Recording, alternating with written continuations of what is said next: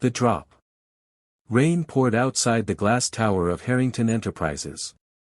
CEO Adrian Harrington was walking through the lobby, his mind buried in work and grief.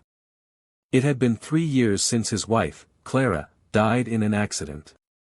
As he reached the elevator, a small silver locket slipped from his coat pocket and rolled across the floor. A soft voice called. "You dropped this, sir." He turned, and froze. The girl standing before him was no more than 18, wearing a faded uniform. She was holding the locket in her trembling hand, and her face, her eyes, were exactly like Clara's. The locket's secret. Adrian's heart pounded. "Where did you get this?" he asked, voice sharp. The girl blinked. "You dropped it, sir." "I just picked it up." He took the locket from her gently and opened it. Inside was a picture of Clara, smiling on their wedding day. He whispered, "This belonged to my wife. It shouldn't be here." The girl frowned, confused. "My mom used to have one just like that," she said softly. "She said it was from someone she loved long ago." Adrian's world tilted. "Your mother's name?" he asked quickly. The girl hesitated. "Clara Morgan." The truth unfolds. Adrian's knees nearly gave out. That's my wife's maiden name." The janitor, Mr. Morgan, appeared from the hallway, alarmed. "Is something wrong, sir?" Adrian stared at him. "Who is this girl?" Mr. Morgan's face fell. "She's my stepdaughter.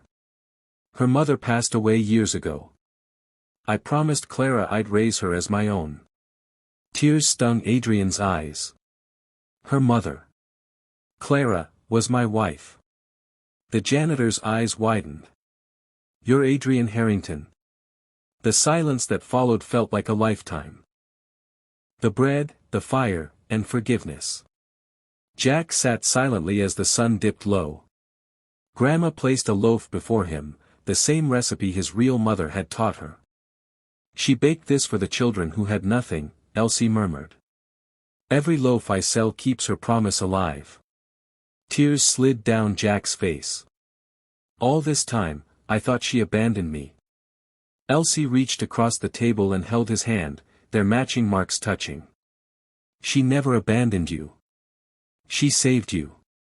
The next morning, 2 figures were seen on the dusty road, one young, one old, selling bread together, the smell of hope rising with the dough. A new beginning. A week later, the entire company was buzzing. The janitor's daughter now had a new office next to the CEO's, though she still preferred helping her stepfather mop the floors sometimes. Adrian introduced her to the staff. "This is Lila Harrington, my daughter."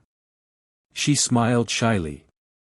"I'm just glad I found what my mom wanted me to find, my dad." Adrian placed the silver locket around her neck and whispered. "Welcome home, Lila." And for the first time in years, the broken CEO smiled, not because of success, but because love had found its way back to him through a simple act.